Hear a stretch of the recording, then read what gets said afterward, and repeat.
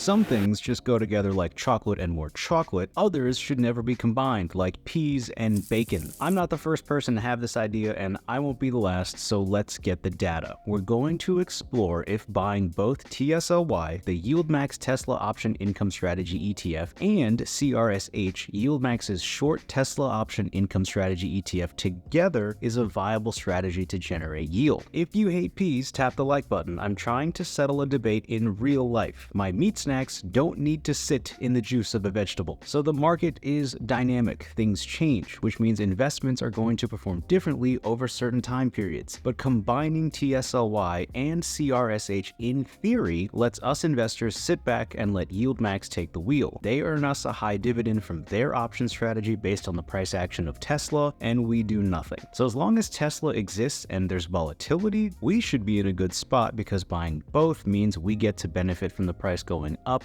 and down. Passive income, baby. The other option is that this is a terrible idea because investors could lose money. There's no guarantee that the ETF that is making more money in a given time period is going to make more than the other ETF lost. It's true that yield will still be coming in from that losing position, but the NAV erosion is not fun to look at. Is this combo a golden goose egg or a race to the bottom? The most fair way to do this comparison, in my opinion, which is, by the way, not financial advice, is to start getting our data from the day CRSH was created, since it's the newest ETF we're comparing. So from CRSH's inception on May 1st, 2024, we'll see how Tesla stock performed, how TSLY and CRSH did individually, and how the combination did. We'll also test the ETF TSLP, or the Curve Yield Premium Strategy Tesla ETF, and see if swapping out TSLY for TSLP changes the results. And quick refresher, TSLY uses a synthetic covered call strategy, and it holds no Tesla stock. TSLP has the flexibility to own the stock, which makes it a little different and worth considering for this combination. We'll also take a quick look at the performance since inception of all the YieldMax ETFs so we can see what's getting investors the most bang for their buck. Thanks to the folks at Seeking Alpha, we get a nice clear view of Tesla's performance since May 1st of 2024, and it's up 15.38%. Keep in mind, this and all the charts are tracking total returns. This accounts for the price as well as the dividend payout over the given period. Jumping over to TSLY, it's up 5.6%, CRSH was down 10.23%, and TSLP was up 14.6%. Now we can get to the combinations. Because we're working with percentages, this doesn't have to get complex. Owning an equal dollar amount of both TSLY and CRSH on May 1st, 2024 and holding until August 4th would have resulted in a loss of 4.63%. And doing the same for both TSLP and CRSH, you would have earned a total return of 4.37%. So according to the data, buying both TSLY and CRSH ended up losing investors money, and owning both TSLP and CRSH ended up making investors money. The thing to remember is that Tesla stock went up in value during the time period we looked at. This benefited TSLP but didn't help TSLY based on the difference in their strategies. So if you combine TSLP and CRSH, be aware when Tesla goes down because CRSH may or may not be able to make up the loss from TSLP's side of the trade if you're choosing to combine the two. Now this data doesn't take into consideration reinvesting the dividends that were paid out, but there's an even bigger issue with this data. There's only 3 months of information available, and as interesting as the results are, this isn't enough information for me to make any definitive conclusion. And as time goes on, we'll get more data to use to make better decisions. For now, buying both the YieldMax synthetic call and synthetic put ETFs for a stock as hedges against each other, in this case TSLY and CRSH, has led to a net loss for investors. Now I'm no expert, but this channel has the ability to draw in some seriously experienced and knowledgeable people, so please feel free to share your thoughts about this data in the comments section. And if you're getting value out of the video, tap that like button. This lets YouTube and myself know to give you more content like this in the future. And since you're still here, you probably like crypto, money, finance, dividends, all the above and more. Feel free to subscribe since we talk about that here. So now onto the full gambit of YieldMax's ETFs, because let's be honest, it's YieldMax. Those of us who want to walk on the wild side are going for the max return on our investment. Let's find out where the money is coming from the now 29 YieldMax ETFs. Here are the charts for reference, but to make it easier, I'll just tell you the top performing YieldMax funds since their inception were NVDY and CONY by a long shot. And if you're interested, there will soon be other combinations that we can match up in the same way we paired TSLY and CRSH. Fiat and DIPS are the two new YieldMax funds that are now now on the other side of the trade for Coney and NVDY, and as time goes on, these combinations might prove to be of value to investors or just be bacon and peas. In my opinion, it's still too early to tell for sure, but as the data comes out, we'll all find out together if these synthetic call and synthetic put YieldMax ETF combinations are a viable strategy for investors. If you don't want to wait for a video like this to get those results in the future, be sure to check out Seeking Alpha and plug in the information on your own to see what the total returns are for your investments. Thanks for watching, hope you found value in the video, and I'll see you in the next one.